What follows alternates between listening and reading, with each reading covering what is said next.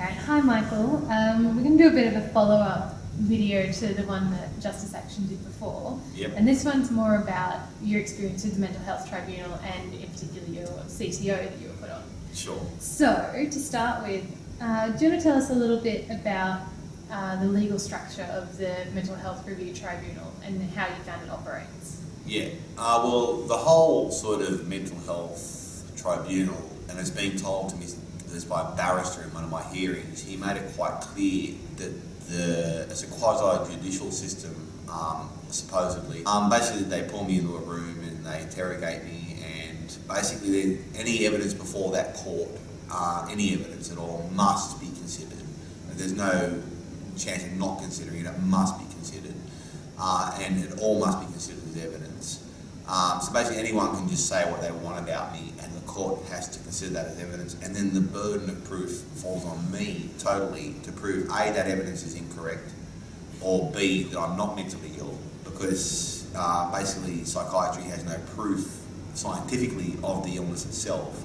Can you tell us who's on the panel of the tribunal? Well, What are the okay, I suppose, to me, to my way of thinking, is rubber stamp. They have a lawyer member, who's basically, I suppose, what you would call the judge, and there's a psychiatrist, and there's a community member who's meant to be there to uphold the interests of the community. So yeah, that's why it's called a tribunal. But yeah, basically, yeah, that's it. Okay, so your main experience with the MHRT has been to do with your CTO, yeah? Yes. So can you tell us a little bit about CTOs and how you came to be on one? Yeah, sure. Well, I was at university studying, and I was doing my honours at university, and basically my family had, they said I was acting strangely and bizarrely, and I suppose to them I was. Whether or not that's an illness or not is a different question. But I suppose to the average person, they would have thought my behaviour was strange. And they basically, I developed a formula at university, which has been sort of legitimised by 3 or 4 different professors that I've spoken to about it, and other people as well who are PhDs in mathematics, etc. And I became a bit convinced that people would try to steal this because it was a Marxist formula, and they would try to suppress it as well. And I developed what everyone else is delusionality around that, but basically what's scientifically proven and mathematically proven, as opposed to the illness itself. So basically they called the mental health team after a while of trying to, what they said, reason with me, and the team decided I had an illness and I needed to go to hospital. So I was scheduled under the Mental Health Act. And what year was that in? That, I believe it was 2000, because I graduated in 2001, and it was before my graduation. So it was the year before my graduation, so I believe it was 2000. And have you been on a CTO ever since then? Look, to begin with, the first time they came to see me, I ran. I said, you don't have the power to arrest me, you gotta wait for the police. I just knew that, I'd done a bit of research. So I took off and did the bolt, and then we went to the hospital the next day after I came home, and they didn't actually put me in hospital at that time. They didn't want me to take medication. And then it wasn't long after that, in the February, when I was taken to hospital under a CTO, and this time they brought the police with them and arrested me on the spot. They were a bit wiser, they knew I might run. So basically, I've been on a CTO on and off ever since then. Every time, because well, actually the first time I got out of hospital, I wasn't on a CTO, I don't think. I'm pretty sure. But I stopped taking my medication, and then they decided they wanted to take me back to the hospital again because they said I was sick again. So they took me back to the hospital once again. I was arrested, taken by the police to hospital. And then ever since that second admission, I've been on a CTO. How often are the CTOs reviewed? Well, generally they'll put them in place for 6 months, and they're reviewed every 6 months. Once again, it's that quasi-judicial or inquisition sort of hearing where it's held. It's the same at the hospital. When you actually have your hearing at the hospital, again, it's a tribunal, or what they like to call a tribunal. But basically, they have to. It's up to them. I think by law they can take it out for up to a year. It has been taken out for up to a year before at a time. But more recently it's been 6 months at a time, and they review it. But there's very little chance of ever getting off it unless they agree to let you off it. Basically, the mental health advocacy service is useless. They basically there to collect the fee. They come in and say, who are you? You tell them who you are there. What are you in here for? You tell them. They go in there. They nod. They agree. They put their hand out. They get their money and they walk out the door. They don't represent you at all. They even refuse to represent you a lot of the time when you're in the community and you have CTO hearings. So at your most recent review of your CTO, which was in November last year, were any other alternatives put up instead of you going back on a CTO? Yeah, well this is the reason why. This has been the culmination of me actually getting the right to publish my name. It has been the culmination of basically 14 years of battle. And I've finally had enough, and I've gone like, I'm just going to go as public as I can about this because you guys are rotten at the core. You have no judicial oversight. You're a law unto yourselves, and you do what you want to do. Basically, it sort of states in the Mental Health Act that it must be the least restrictive option to enforce the CTO or to keep them in hospital or medicated for that reason. It must be the least restrictive option. They basically admitted in their own submission to the court or the tribunal, Inquisition, take your pick, that basically there was no need to have me on a CTO because I wasn't manic, and they recognised themselves that it was only in the later stages of mania. The Dundas Community Health actually recognised themselves that it was only in the later stages of mania that I required a CTO, and they stated that I wasn't manic. We submitted to the court, what you're talking about, the document, as an advanced directive, which I believe Justice Action had discussions with the actual Minister for Mental Health himself about advanced directives, and he's agreed they will formulate an important part of the treatment of patients.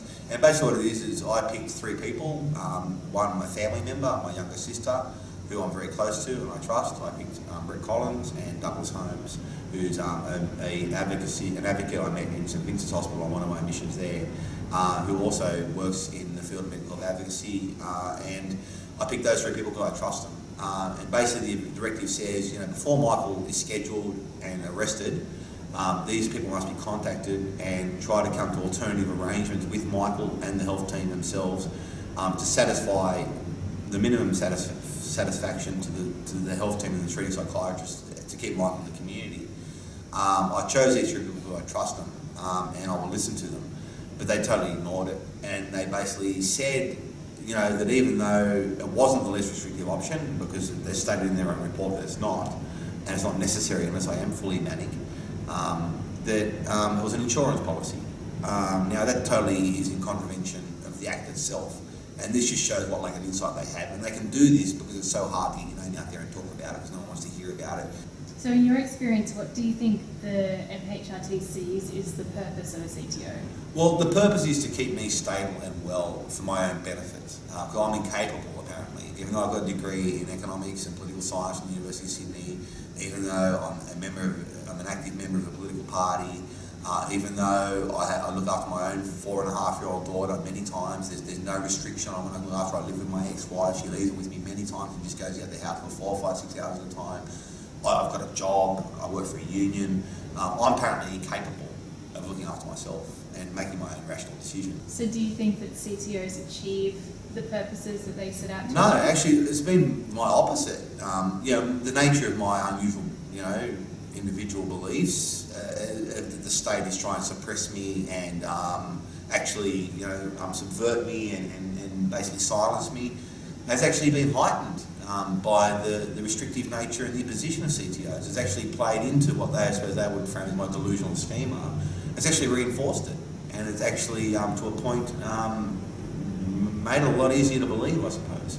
So it's had a really significant impact. It's had the opposite effect of what it's meant to have. I don't trust them. I don't trust the state, and then the state takes away my liberty and locks me up, and they expect me to trust the state. I'm in there because I apparently have a delusion about the state, and then the state imposes itself upon me and locks me up. So what are some of the key impacts that your CTO has had on your life? Well, basically, what it does is, if they say they want a therapeutic relationship. Now, you cannot force a therapeutic relationship. The very definition of therapeutic is a voluntary relationship entered into by both parties. So basically, it forces me to take medication. It has terrible side effects. I was a really fat person for a long time. This year I've lost 18 kilos. I've been as heavy as 128 kilos. I'm now down to 94 kilos, but basically because I've gone on a really strict diet and I've watched what I eat.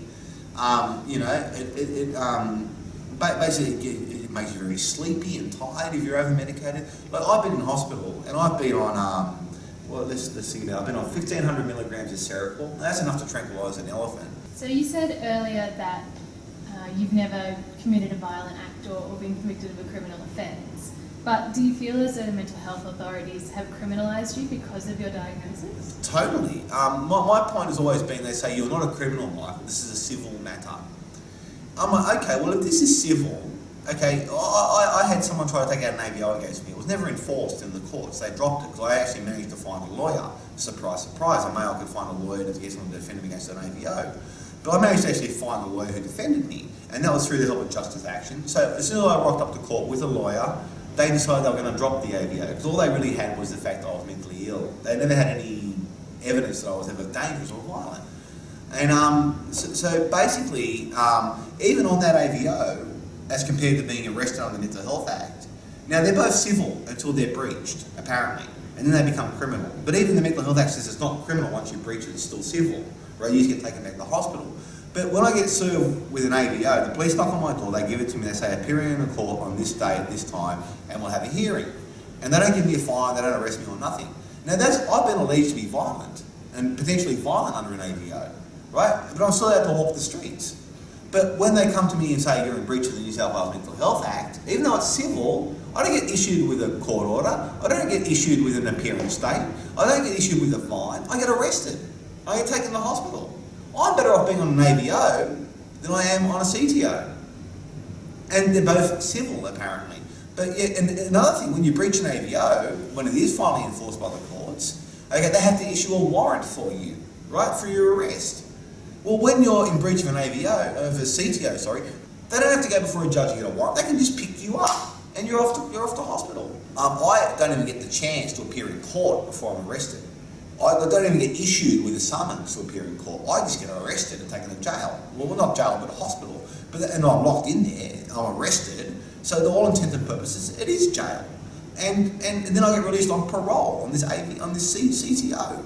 And they basically say, look, you've got a CTO now, and if you don't take your medication, and we at any time believe you're unstable, we can just pick you up off the streets at our own women fancy and take you back to hospital without even having to go before a judge to get a warrant.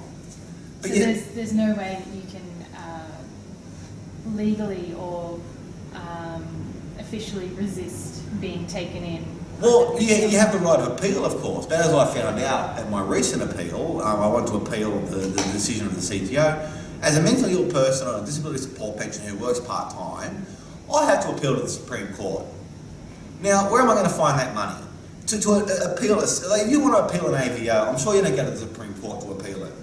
So what have you done to fight against the situation that you've been living for the past 14 years, and why are you so passionate about trying to change the system? Well, for a long time I didn't really do much, because I didn't think there was much I could do. But then probably about 4 years ago, I just had the jack of it. I'm like, this has just got to stop, this is crazy, I'm sick of it, you're destroying my life, you know.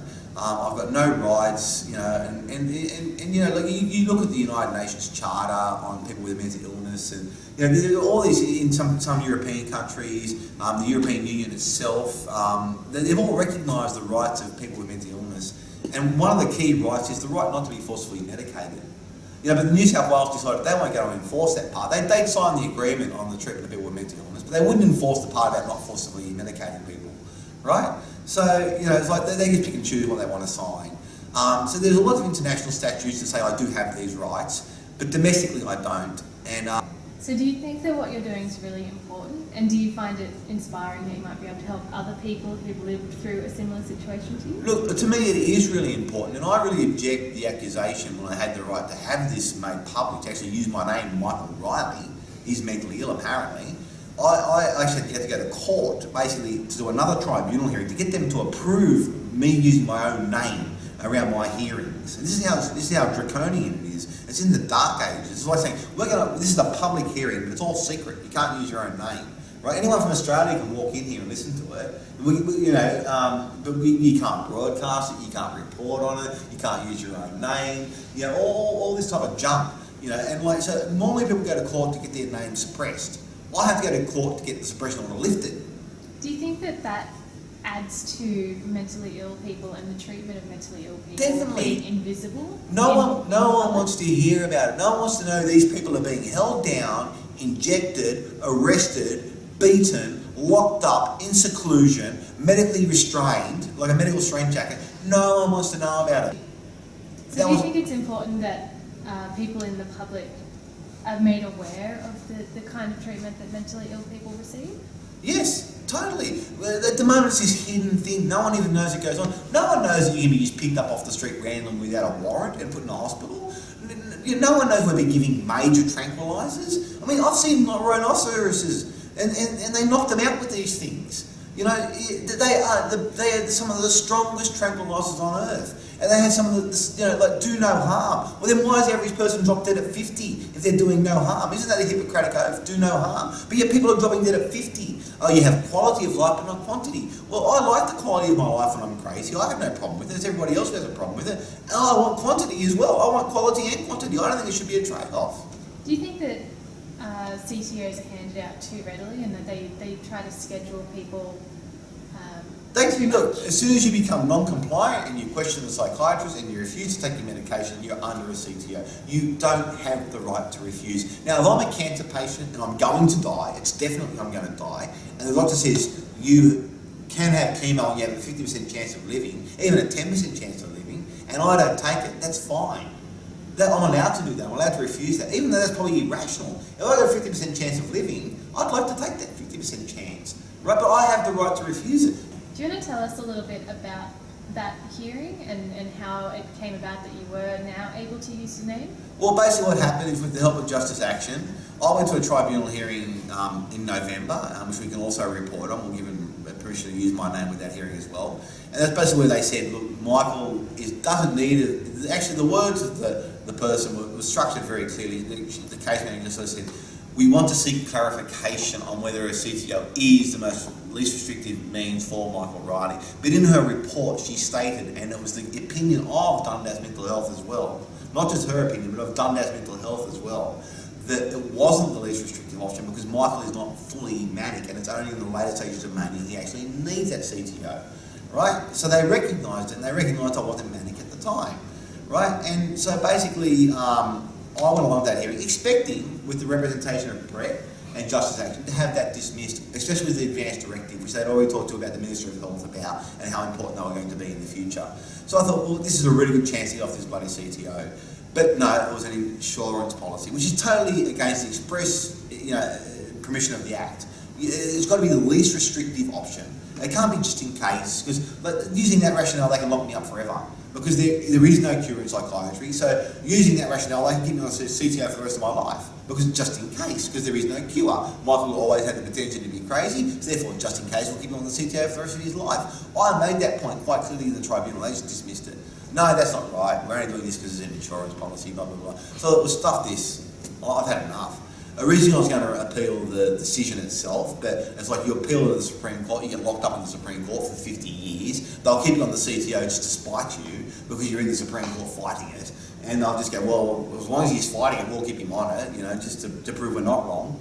And by the time it goes through the Supreme Court, I'll probably be off it anyway because they'll drop it to get rid of the whole case and hope to shut me up. So no, what I really wanted to do was get my name published and be able to use my name. Michael Riley allegedly has a mental illness, according to the Mental Health Review Tribunal. And I can say that now. I can use my name, and you guys can put it on your website now, and you can show the public what people like me go through now.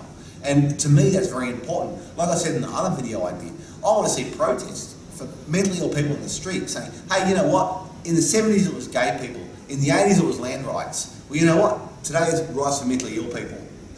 Do you think that the way the mental health system is set up at the moment, it perpetuates the stigma associated with mental illness? Totally. Like when people see people like me, they go, hey, this guy's articulate, he's educated, he's not violent. He has a name, and he's willing to use it, he's not ashamed of it.